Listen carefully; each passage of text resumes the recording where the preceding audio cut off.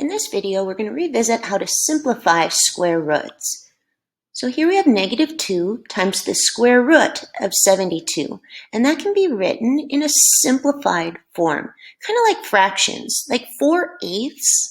We can write it in a simplified form as 1/2, and they're equal to each other. One's just considered simplified. So we're going to try to simplify the square root of 72. So let's write that down.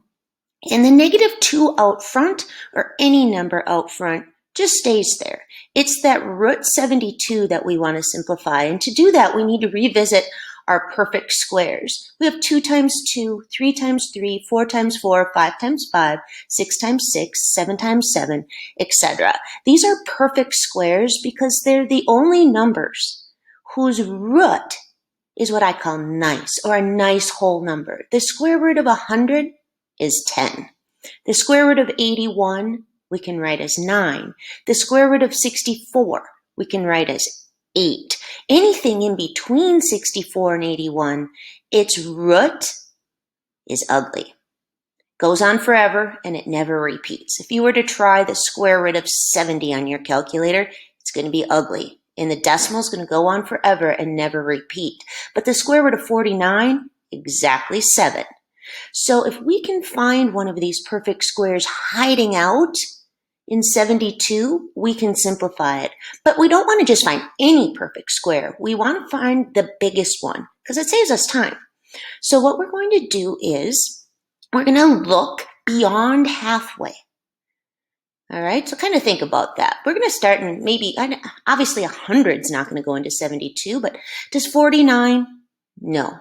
You can try it on your calculator. It should be obvious that 72 divided by 49 is not going to be nice because we're more than halfway.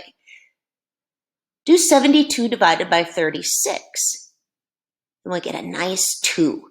That means 36 goes evenly into 72. You might say, well, 9 does, because 9 times 8 is 72, but 9 isn't the biggest. We kind of want to find the biggest to save us some time. So our winner is 36. So we're going to rewrite 72 as 36, and again, it's under the root, so we need to write root 36 times root 2. And we know the square root of 36 is exactly a nice, perfect 6. So notice a 6 popped out of that root and made that root simpler. Only 2 is left in there.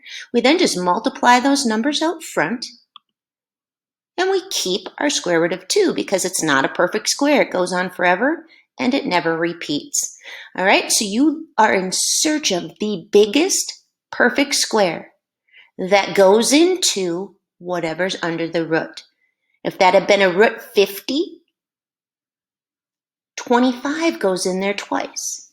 So we would write it as root 25 times root 2, or 5 root 2. So again, these are equal. This orange, negative 2 root 72, and this purple, negative 12 root 2, they're equal. But the purple one is considered simplified.